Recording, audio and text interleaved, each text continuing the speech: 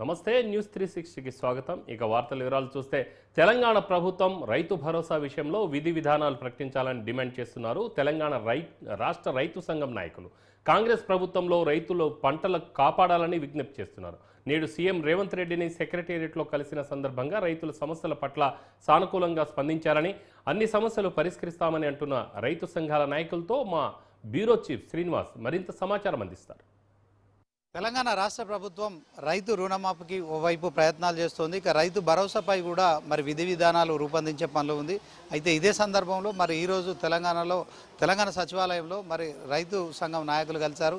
అలాగే ఖమ్మం జిల్లాకు సంబంధించిన మరి రైతులకు సంబంధించిన పంటల విషయంలో కూడా, ఫామ్ ఆయిల్ విషయంలో కూడా మరి సీఎంను కలిసి కొన్ని వినతులు సీఎం గారితో విన్నవించుకున్నారు. వారు మనతో ఉన్నారు, వారితో మాట్లాడదాం.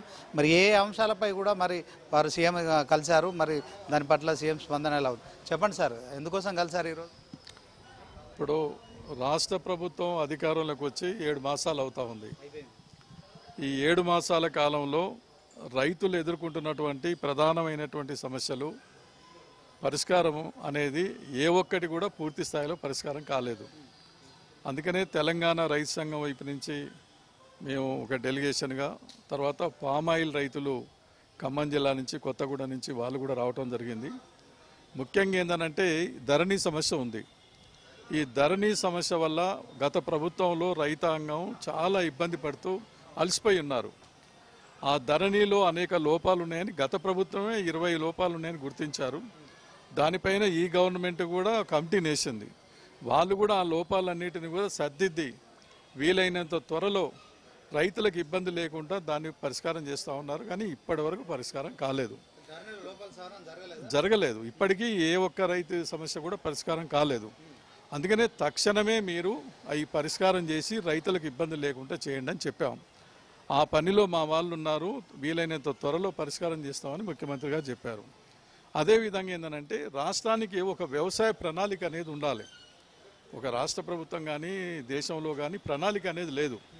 ప్రణాళిక అనేది ఒక సమగ్రంగా మీరు వ్యవసాయ నిపుణులతో మాట్లాడి, తర్వాత రైతు ప్రతినిధులతో మాట్లాడి, సంఘాలతో మాట్లాడి, రాష్ట్రంలో మన వ్యవసాయం అభివృద్ధి కావాలంటే ఏ ప్రాంతాల్లో ఏ పంటలు పండుతాయి ఏంటనేది ఆ రకంగా సలహాలు తీసుకొని ఒక ప్రణాళిక అనేది తయారు చేసి రైతుల ముందు పెట్టాలి. అట్లా వ్యవసాయం అభివృద్ధి కావడానికి అవకాశం ఉంటుందని చెప్పినాం. అది కూడా వాళ్ళు ఏంటంటే మేము ఇప్పటివరకు అయితే మేము ఆ ప్రయత్నంలో ఉన్నాము, కానీ ఏంటంటే ఇంకా లోతుగా సమగ్రంగా చేయలేదు. అది కూడా మా ఆలోచనలో ఉందని చెప్పారు. అదేవిధంగా ఇవాళ రైతు బీమా ఉంది, అది ఎక్కడ కూడా అమలు కావటం లేదు. రైతులు అప్పులు తీసుకునేటప్పుడు మాత్రం కోత పెడతా ఉన్నారు. పంటల బీమా పథకం అనేది ఎక్కడ అమలు కావట్లేదు. పంట నష్టమైనప్పుడు ప్రభుత్వం కూడా నష్టపరిహారం ఇవ్వట్లే. దానివల్ల రైతు గుల్ల అయిపోయి అప్పుల పాలయ్యి ఆత్మహత్యల పాల్పడుతూ ఉన్నారు. అది కూడా అమలు కావడానికి చర్యలు తీసుకోవాలనేది. అదేవిధంగా కౌలు రైతులు పెద్ద సంఖ్యలో ఉన్నారు. 140% మంది కౌలు రైతులు ఉన్నారు మన రాష్ట్రంలో. వాళ్ళే ఎక్కువ మంది ఆత్మహత్యలకు గురవుతూ ఉన్నారు, కౌలు చెల్లించలేక, తెచ్చిన పెట్టుబడులు వెళ్ళక. కాబట్టి కౌలు రైతులకు కూడా అన్ని రకాల రాయితీలు అందించాలి. తర్వాత ఏంటంటే వాళ్లకు ఈ పంటల బీమా పథకం కానీ ఇటువంటివన్నీ కూడా ఖచ్చితంగా అమలు చేసి కౌలు రైతులు నష్టపోకుండా ఆదుకోవాలని చెప్పేసి కోరాం. అదేవిధంగా ఇంకా ఇతర సమస్యలు కూడా మొత్తం ఒక 13 అంశాలు. ఈ 13 అంశాలపైన ప్రభుత్వం ఖచ్చితంగా ఇవన్నీ మీరు ఎన్నికల ముందు హామీ ఇచ్చినవి ఎన్నికల మేనిఫెస్టోలో ప్రకటించారు. ఈ ఖచ్చితంగా అమలు చేయాలని చెప్పినాం. వీటిపైన మా వాళ్ళంతా కూడా దానిపైన ఎక్సర్సైజ్ చేస్తున్నారని చెప్పారు. వాళ్ళ అధికారులను పిలిచి ఇవన్నీ కూడా తొందరగా అయ్యేటట్టుగా చర్యలు తీసుకోండి అని చెప్పేసి అధికారులకు ఇచ్చారు. సానుకూలంగా ఆయన మాట్లాడటం జరిగింది. ఈ పరిష్కారం చేయకపోతే రైతాంగం యొక్క వ్యతిరేకత, తిరుగుబాటు అనేది కూడా వస్తుంది అని చెప్పేసి కూడా తెలియజేయడం జరిగింది. రైతు భరోసా విషయంలో మరి మీ ఖమ్మం జిల్లా మంత్రులు మరియు ఉప ముఖ్యమంత్రి కావచ్చు, అలాగే రెవెన్యూ శాఖ మంత్రి పొంగులేటి శ్రీనివాసరెడ్డి, బట్టి విక్రమార్క మీ ఖమ్మం జిల్లాలోనే మొదటి సమావేశం నిర్వహించారు. సో రైతు భరోసా విషయంలో రైతు సంఘం నాయకులుగా మీరు ఎలాంటి విధి విధానాలు ఉంటే బాగుంటుంది? గతంలో మరి ప్రభుత్వం 1 కోటికి పైగా ఎకరాలకు కూడా రైతు భరోసా రైతు బంధు ఇచ్చిండ్రు. సో ఈ విషయంలో మీరు మీ అభిప్రాయం ఏంటి? ఇప్పుడు రైతు భరోసా విషయంలో వాళ్ళు ఇచ్చిన హామీ ప్రకారంగా ముందు అమలు చేయాలి. దాన్ని అమలు చేయకుండా ఇప్పుడు హెలికాప్టర్ వేసుకొని ఆ డిప్యూటీ సీఎం గారు ఒక 3 మంత్రులు కలిసి, అధికారులు కలిసి రైతుల సలహాలు అడుగుతున్నారు. రైతులు ఏం సలహాలు చెప్పాలి? మీరు వాళ్ళకి ఇస్తానన్నటువంటి హామీ ప్రకారంగా మీరు అమలు చేయండి. అది కావాల్సి ఉంటే నెక్స్ట్ ఏదైనా ఉంటే సలహాలు తీసుకోవచ్చు. కానీ ఏంటంటే అది అమలు చేయకుండా కాలయాపన చేయడం కొరకే ఇవాళ ఈ హెలికాప్టర్. ప్రభుత్వం చెప్తోంది కేవలం ఎవరైతే వ్యవసాయం చేస్తారో ఆ రైతులకు మాత్రమే రైతు భరోసా ఇవ్వాలి. ఇక కట్ ఆఫ్ అనేది ఎన్ని ఎకరాలకు సంబంధించిన అంశంలో ఆ విషయంలో ప్రజల అభిప్రాయం తీసుకుంటాం. ఇలాంటి నాయకుల అభిప్రాయం కూడా మీరేం చెప్తారు ప్రభుత్వం? ఎన్నికల ముందు మేనిఫెస్టోలో అందరిని అడిగే పెట్టారు. అది ఎన్నికలనేమో మీరు ఇష్టం వచ్చినట్టుగా వాగ్దానాలు ఇస్తారు. ఎన్నికల మేనిఫెస్టోలో మీరు అనుకున్నది పెట్టారు. ఇప్పుడు అమలు చేసే విషయంలోనే అందరి అభిప్రాయాలు కావాలన్నా? అసలు మీ ప్రతిపాదన ఏదో ముందు చెప్పండి రైతాంగానికి. సీఎం గారి దగ్గర మీరు ప్రస్తావించారా? మేము తెలియజేశాము. ఏమన్నారు? ప్రతిపాదన ఏందో ముందు తెలియజేయకుండా రైతుల అభిప్రాయాలు అడిగితే రైతులను బదనాం చేయటానికా, సంఘాలను బదనాం చేయటానికా? ఫస్ట్ మీరు ఏం చేయదలుచుకుంటో చేయండి. మీ ప్రతిపాదన ఏదో స్పష్టంగా పెట్టండి. అవన్నీ పెట్టకుండా అంటే మేము చెప్తున్నాం, మీరు ఏం హామీ ఇచ్చారో అవి అమలు చేయండి. మా మీద మీరు తుపాకీ పెట్టి రైతులు కాలుస్తా అంటే కుదరదు అని స్పష్టంగా చెప్పడం అనేది జరిగింది. మా వైఖరి అదే. వ్యవసాయం చేసే రైతులకు మాత్రమే పంట పెట్టుబడి సాయం కింద ఇచ్చే రైతు భరోసా ఇవ్వాలనే దాని విషయంలో మీ వైఖరి? ఇప్పుడు పంటలు ఎవరు పండిస్తే వాళ్ళకు, పంటలు పండించే వాళ్ళందరికీ ఖచ్చితంగా ఇవ్వాలి. మేమేమో బీడు భూములకు, వృధా ఉన్న భూములకేమి ఏమనటం లేదు. ఎవరన్నా కానీ పంటలు ఎవరు పండిస్తే వాళ్ళందరికీ కూడా ఇవ్వాలి. ఎన్ని ఎకరాలైనా కానీ వాళ్ళందరికీ కూడా ఇవ్వాలని కోరుతున్నాం. అదే సర్వే చేస్తున్నాం, ప్రజల అభిప్రాయం తీసుకుంటున్నాము అని చెప్పి ప్రభుత్వం చెప్తుంది. కాలయాపన చేయడానికి సర్వే వాళ్ళకు తెలియక కాదు, తర్వాత సమాచారం లేక కాదు, కాలయాపన చేయటం కొరకే ఇదంతా. ఎందుకు కాలయాపన చేస్తే రైతుల నుంచి మరి కొంత ప్రతికూల పరిస్థితులు ప్రభుత్వం ఎదుర్కొంటుంది కదా, ఎందుకు కాలయాపన చేస్తుంది? దానికి వాళ్ళు సమాధానం చెప్పాలి. ఇప్పుడు వాళ్ళు బడ్జెట్ లేకనా లేకపోతే ఇవ్వలేకనా మాకు తెలియదు. ఏదున్నా కూడా వాళ్ళు హామీ ఇచ్చారు కాబట్టి అమలు చేయాలి. ఎందుకు హామీ అమలు చేయలేకపోతున్నావు వాళ్ళే రైతాంగానికి, ప్రజలకు సమాధానం చెప్పాలి. మనం ఏం చెప్తాం, మీరేం చెప్తారు, మేమేం చెప్తాం? వాళ్ళు ఇచ్చిన హామీ ప్రకారంగా అమలు చేయమని చెప్తున్నాం. మనం మీ ప్రతిపాదన ఏదో చెప్పమని అడుగుతా ఉన్నాం. అవి చెప్పకుండా ఊరికనే మీరు ఏం చేయమంటారు, ఎంతమందికి ఏమంటారు, ఇవన్నీ మనల్ని అడిగే చెప్పారు. అప్పుడు ఈ స్కీమ్లన్నీ మనల్ని అడిగే పెట్టారా? ఇదంతా తప్పించుకోవడానికి, ఏదో ఇతరులని బదనాం చేయడానికి, సంఘాలని, రైతులని తప్ప ఇంకోటి కాదు. మీరేం చేయబోతున్నారు? మీరు ఏది హామీ ఇచ్చారో హామీ ప్రకారంగా అమలు చేయండి. మీ ప్రతిపాదన ఏదో స్పష్టంగా మా ముందు పెట్టండి. అప్పుడు మాత్రమే మా అభిప్రాయాలు చెప్తాం. మేము మాత్రం మీరు ఇచ్చిన హామీ ప్రకారంగా అమలు చేయమని చెప్తున్నాం. చెప్పండి సార్, ఆయిల్ ఫామ్ విషయంలో రైతులకు మరి ప్రోత్సాహకాలు ఉన్నాయి దీంట్లో అని చెప్తున్నారు, మీరేం చెప్తారు? ఆయిల్ పామ్ విషయంలో ప్రోత్సాహకాలు ప్రస్తుతం పేపర్లకి, ఎన్నో ఆర్భాటాలకి, ప్రకటనలకే పరిమితం అవుతున్నాయి. రైతులకు సకాలంలో ఏది అందడం లేదు. అన్నిటికంటే ప్రధానమైంది ఆయిల్ పామ్ పంటల్లో ధర. ఈ ధర విషయం 2022 జూన్లో 23,000 పైచీలకు ఉన్న ధర ఆయిల్ పామ్ టన్నుకు ప్రస్తుతం అది 13,000కు పడిపోయింది.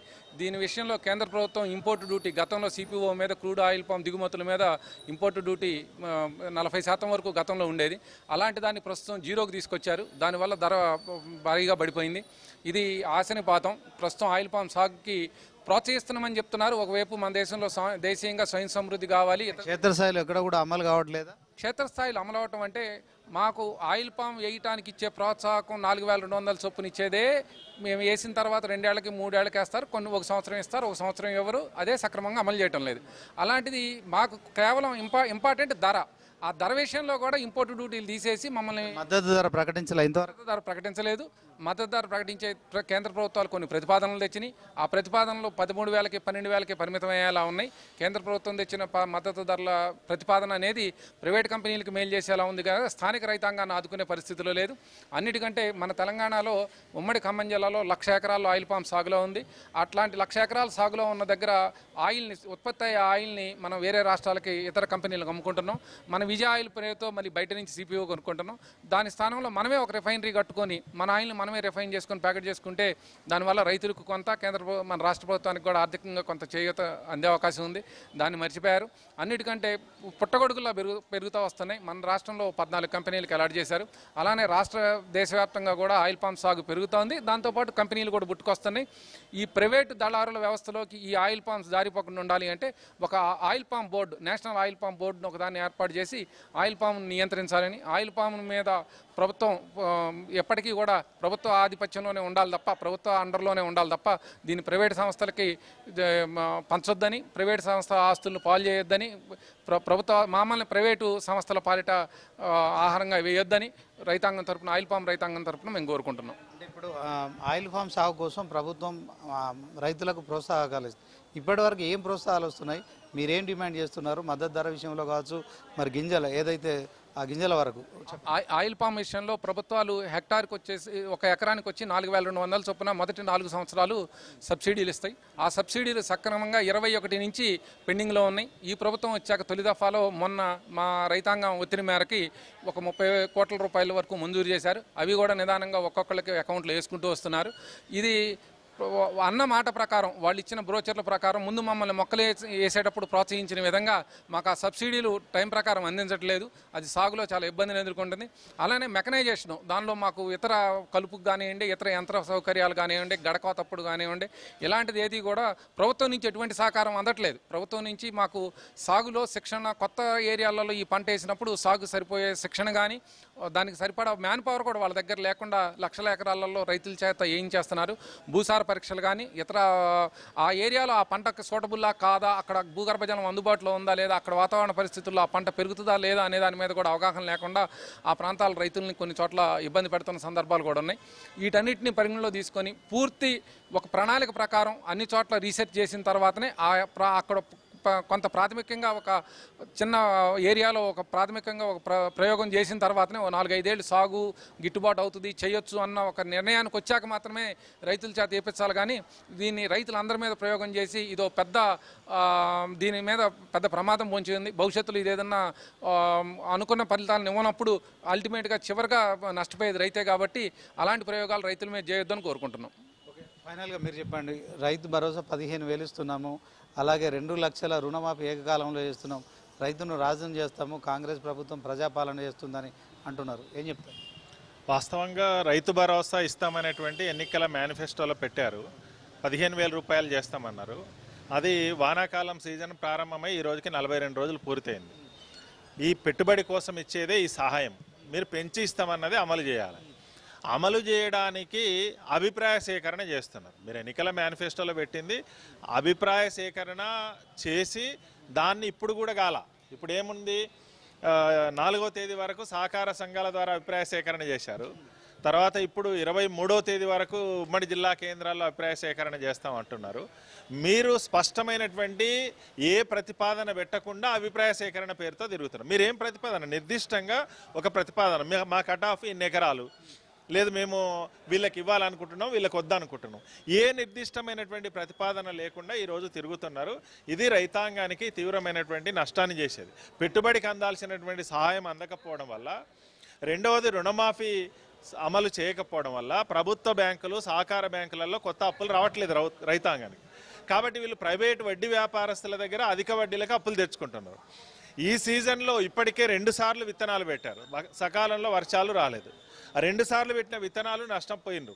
ఇప్పుడు మళ్ళీ అదనంగా పెట్టుబడి కోసం ప్రైవేటు వడ్డీ వ్యాపారస్తుల చుట్టూ తిరగాల్సినటువంటి పరిస్థితి ఏర్పడింది. ఒకవైపు మీరు ఇస్తాన్న సహాయం రాలేదు, మరోవైపు బ్యాంకుల నుంచి రుణాలు రావడం లేదు. ఇస్తాన్న రుణాలు కూడా స్కేల్ ఆఫ్ ఫైనాన్స్ ప్రకారం అమలు కావడం లేదు. ఈ 3 రకాలుగా చూసినప్పుడు రైతాంగం తీవ్రమైనటువంటి ఒత్తిడికి గురవుతున్నారు. మరోవైపు రైతులకు సంబంధించి బోనస్ ఇస్తామన్నారు. మీరు ఎన్నికల మేనిఫెస్టోలో 6 పంటలకు స్పష్టంగా బోనస్ అన్నారు. తర్వాత పసుపుకు, మిర్చికి మద్దతు ధరను కూడా మేము ఇంత అమలు చేస్తామని స్పష్టంగా ప్రకటన చేశారు. ఇప్పుడు వరికి బోనస్కి వచ్చేటప్పటికి లేదు, సన్నధాన్యానికి మాత్రమే ఇస్తామని అంటున్నారు. మీరు ఎన్నికల మేనిఫెస్టోలో పెట్టిన దాని ప్రకారము ఆ హామీని అమలు చేయమని చెప్పి మేము రైతాంగము అడుగుతున్నాం. దాన్నే ఈరోజు ముఖ్యమంత్రి గారికి తెలియజేయడం జరిగింది. స్పష్టంగా వారు ఇచ్చినటువంటి హామీలను కనుక అమలు చేయకుండా ఇదే కాలయాపన చేస్తే రైతాంగం తీవ్రమైనటువంటి నష్టానికి గురవుతారు. మీరు రైతు భరోసా కౌలు రైతులకు కూడా ఇస్తామన్నారు. తెలంగాణ రాష్ట్రంలో 30% పైగా వ్యవసాయం కౌలు రైతుల ద్వారా జరుగుతుంది. కానీ వాళ్ళకి సంబంధించినటువంటి రైతు భరోసా గురించి ఈరోజు ఏ హామీ లేదు. స్పష్టంగా మీరు ఎన్నికల మేనిఫెస్టోలో పెట్టారు. కాబట్టి కౌలు రైతులు ఆత్మహత్యలు జరుగుతున్నటువంటి దాంట్లో సగానికి పైగా కౌలు రైతులు ఉన్నాయి. ఆ ఆత్మహత్యల పరంపర ఈరోజు కొనసాగుతుంది. వాటిని ఆపాలంటే మీరు ఇస్తానన్నటువంటి సాయం కానీ, రుణమాఫీ కానీ, పంటల కొనుగోలుకు సంబంధించినటువంటి ఒక గ్యారంటీ ఇవ్వగలిగితే ఇవి ఆగిపోతాయి. కానీ మీరు ఇట్లా కాలయాపన చేసుకుంటూ పోతే కనుక రైతాంగం తీవ్రంగా నష్టపోతారు. ఈ రాష్ట్రానికి కూడా రైతుల వ్యవసాయం దివాళా తీస్తే రైతాంగానికి మాత్రమే కాదు, ఈ రాష్ట్ర ఆర్థిక వ్యవస్థకు కూడా తీవ్రమైనటువంటి నష్టం జరుగుతుంది. అత్యధిక మందికి ఉపాధిని చూపిస్తున్నటువంటి రంగం ఇప్పటికీ సగానికి పైగా మందికి ఉపాధిని చూపిస్తున్నది వ్యవసాయ రంగం. కాబట్టి రైతాంగముని ఈ రకంగా ఇబ్బంది పెడితే వ్యవసాయం మీద ఆధారపడినటువంటి పరిశ్రమలు కూడా దెబ్బతింటాయి. కేవలము రైతు కుటుంబాలు మాత్రమే కాదు, రాష్ట్ర ఆర్థిక వ్యవస్థకు పారిశ్రామిక రంగానికి కూడా నష్టం జరుగుతుంది. కాబట్టి రాష్ట్ర ప్రభుత్వం తక్షణం వారు ఇచ్చినటువంటి హామీలు అమలు చేయమని చెప్పి కోరుతాం. కేంద్రం పాత్ర ఏమన్నా ఉంటుందంటారా? ఖచ్చితంగా కేంద్రం పాత్ర ఉంటుంది. వాళ్ళు చాలా దయనీయంగా వ్యవహరించారు. మూడోసారి అధికారంలోకి వచ్చిన తర్వాత కూడా మొన్న మద్దతు ధరలకు సంబంధించి బ్రహ్మాండంగా పెంచినామని చెప్తున్నారు. ఒకటే మాట, కేంద్రం ఇచ్చినటువంటి సిఏసిపి ధరల నిర్ణయాక కమిటీ ఏదైతుందో అది ముడి వస్తువులు ఏవైతే ఇప్పుడు విత్తనాలు, ఎరువులు, పురుగు మందులు, డీజిల్, ఆయిల్ ఏవైతున్నావో వాటి ధరలు 6.1% పెరిగింది. వీళ్ళు పెంచినటువంటి మద్దతు ధరలు 5%. అంటే పెరిగిన ధరలకు అనుగుణంగా కూడా మద్దతు ధరలు పెంచలేదు, పైగా మేము భారీగా పెంచినామని చెప్తున్నారు.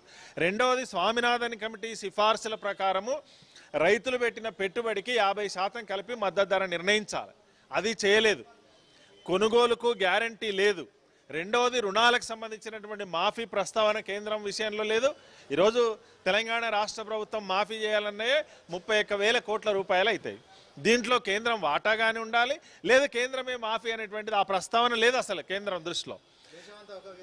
దేశమంతా ఒకే విధానం ఉండాలని అంటున్నారు, కానీ రుణమాఫీ విషయంలో, రైతుల విషయంలో లేదు.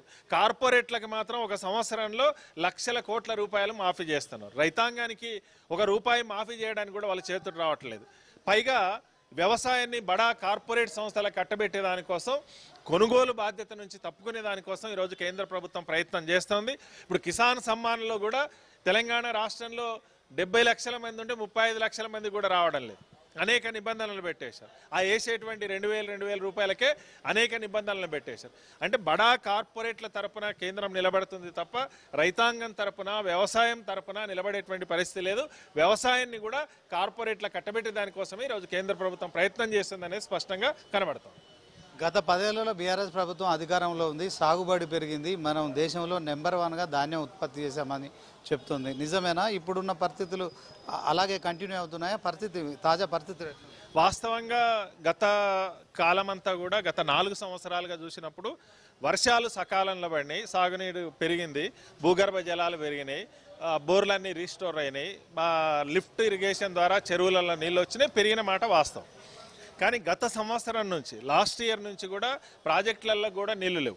ఇప్పుడు ప్రాజెక్టులకు ఏ ప్రాజెక్టులోకి నీళ్లు రాలేదు, భూగర్భ జలాలు అడగంటిపోయినాయి, ఋతుపవనాలు సకాలంలో వర్షాలు రాలేదు.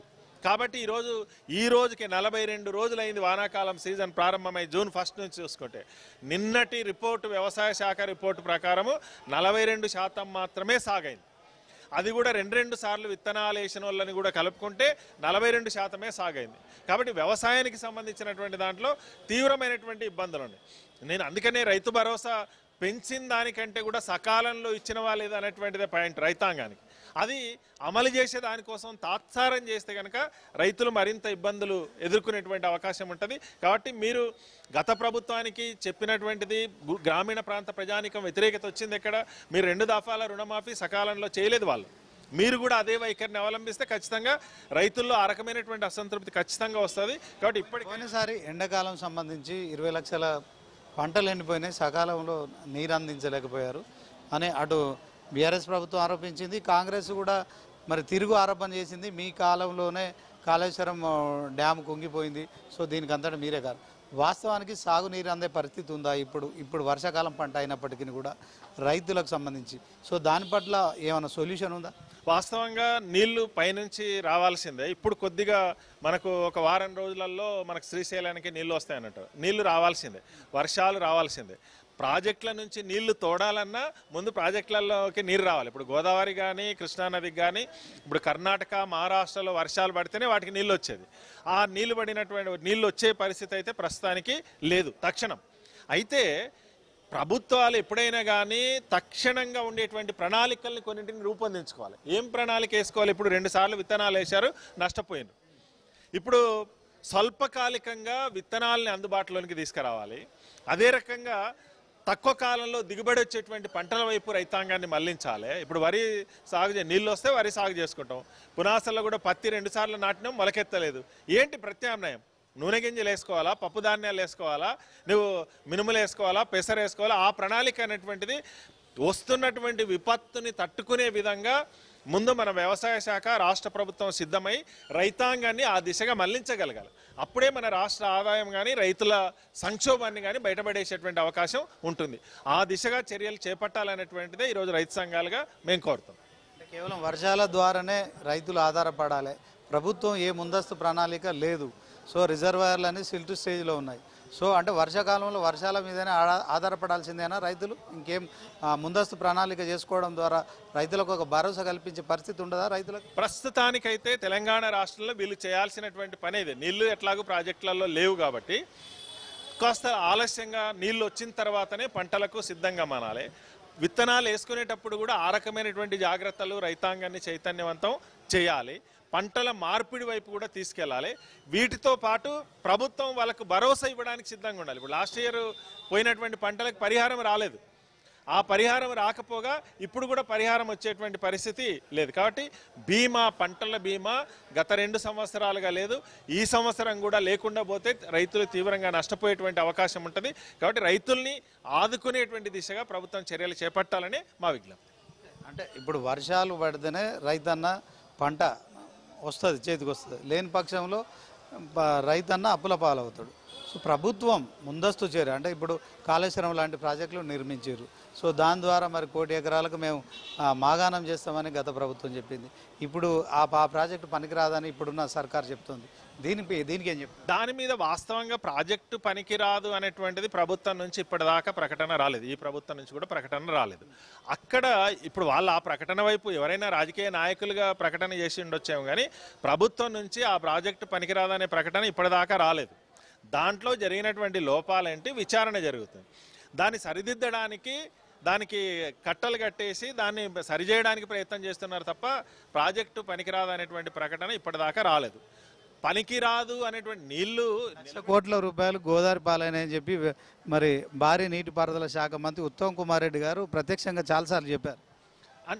దాంట్లో ప్రతి ప్రాజెక్టులో డబ్బులు ఎన్ని వృధా అయినాయి, అవినీతి ఎంత జరిగింది అనేటువంటిది ఒక భావం. కాళేశ్వరం అనేది ఇప్పుడు రైతులకు ఉపయోగపడుతుందా? దాంతోపాటు ఉన్న జలాశయాలు ఏవైతున్నాయో అవన్నీ కూడా నింపుకునే పరిస్థితి ఉంటుంది. ఇది ప్రాజెక్టు కాస్ట్ ఎక్కువైపోతుంది, ప్రాజెక్టు నిర్మాణంలో లోపాలు ఉన్నాయి. సో ఇవి పనికిరావన్నీ తేల్చుతున్న తరుణంలో ఒక రైతు సంఘానికి సంబంధించిన నాయకులు, రైతు నాయకులుగా మీరేం చెప్తారు? వాస్తవంగా ఆ రకమైనటువంటి ప్రకటన ప్రభుత్వం అధికారికంగా ఇప్పటిదాకా రాలేదు. దాని మీద విచారణనే జరుగుతుంది. కేంద్ర ప్రాజెక్టుల నుంచి వచ్చినటువంటి వాళ్ళ అన్ని రకాలుగా విచారణ కొనసాగుతుంది.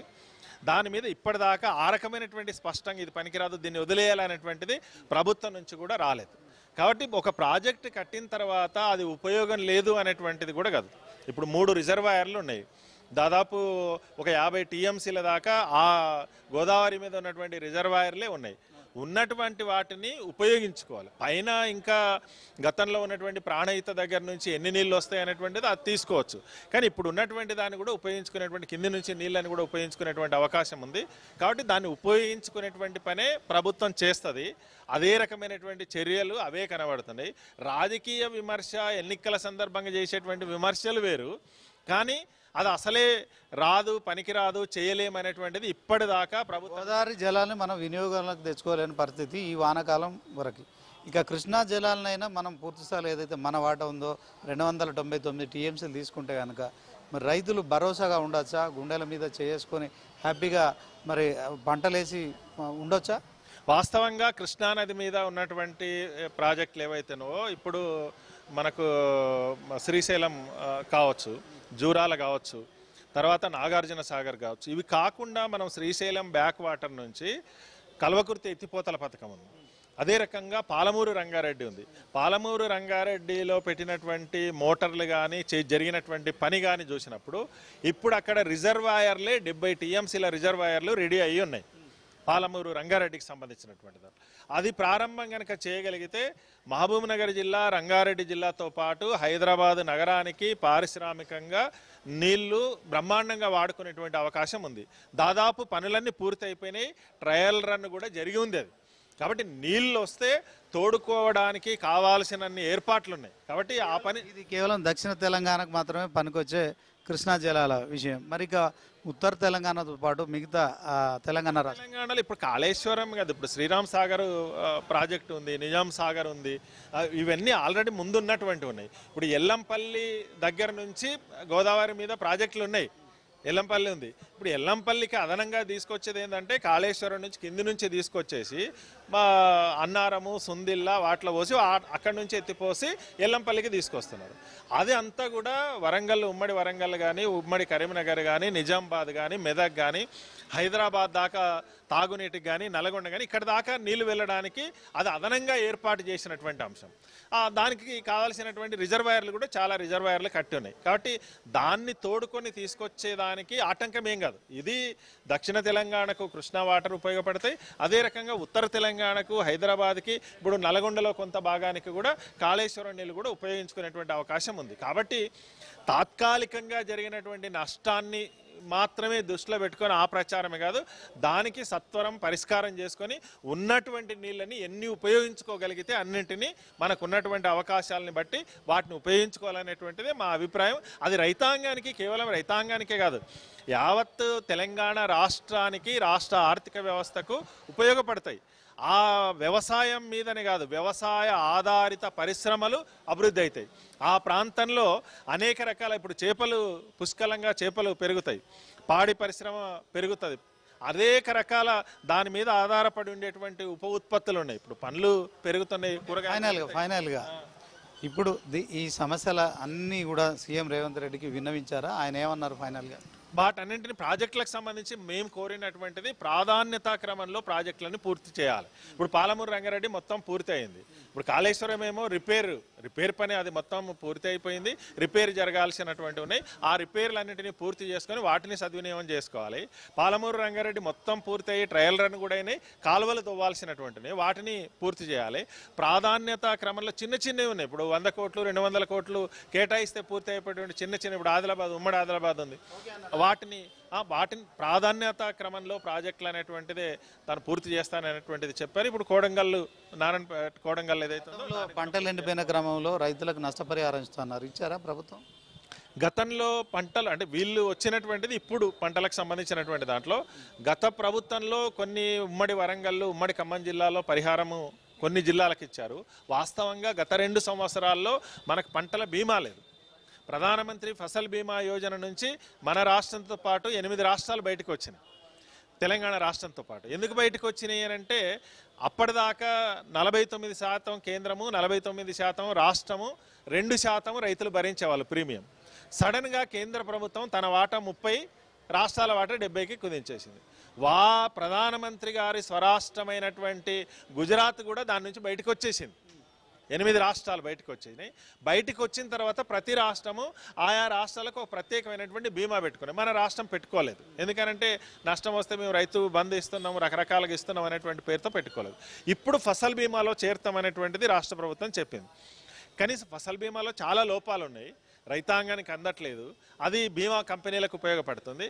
కానీ ఒక బీమా పథకాన్ని తెలంగాణ రాష్ట్రంలో గ్యారంటీగా ఉంటే రైతులకు ఒక భరోసా ఉంటుంది. ఇప్పుడు కరువు వచ్చింది, ఇంకోసారి వరదలు వస్తున్నాయి, వడగళ్ల వాన వస్తుంది, అట్లాంటి సందర్భాలలో రైతాంగానికి ఉపయోగపడే విధంగా ఒక బీమా అనేటువంటిది, గ్యారంటీ అనేటువంటిది ఉండాలనేటువంటిదే మా విజ్ఞప్తి. సో ఇది మరి రైతు సంఘం నాయకులు చెప్తున్నారు. గతంలో మరి ముఖ్యమంత్రిని తాము కలవలేదు, రైతు సంఘం నాయకులను కేసీఆర్ కలవలేదు. అయినప్పటికీ కూడా మరి కొంత వర్షాభావ పరిస్థితుల మేరకు రైతులైతే పంటలు సాగుబడిని ఎక్కువ చేశారు. సో ఇప్పుడు కూడా మరి మరొకసారి కూడా కాంగ్రెస్ ప్రభుత్వం మరి రైతులకు ఏకకాలంలో 2 లక్షల రుణమాఫీ చేస్తుంది, సంతోషమే. కానీ ఇక రైతు భరోసా మీద ప్రభుత్వం ఒక విధి విధానాలు ప్రకటించకుండా మరి ఇక సర్వేలు చేయడం, తర్వాత జిల్లాల పర్యటన చేయడం కరెక్ట్ కాదనే అభిప్రాయాన్ని అయితే వ్యక్తం చేస్తున్నారు. ఖచ్చితంగా రైతులకు సంబంధించిన విషయంలో ప్రభుత్వం మరి సాగునీరు విషయంలో కావచ్చు, అలాగే పెట్టుబడి సంబంధించిన అంశంలో కావచ్చు, పంటలను ప్రోత్సహించే విధంగా కూడా చర్యలు చేపట్టాలి. ఇక అడగగానే మాకు అపాయింట్మెంట్ ఇచ్చారు తెలంగాణ సీఎం రేవంత్ రెడ్డి. ఇక ఈ విషయంలో మరి తాము విన్నవించిన విషయాలన్నింటినీ కూడా సానుకూలంగా స్పందించారు. సో వాటి అమలు దిశగా శ్రీకారం చుడితే ఖచ్చితంగా రైతాంగం అంతా బాగుపడుతుందనే అభిప్రాయాన్ని కూడా వ్యక్తం చేస్తున్నారు. కెమెరా పర్సన్ బండితో శ్రీనివాస్, న్యూస్ 360 హైదరాబాద్ నుంచి.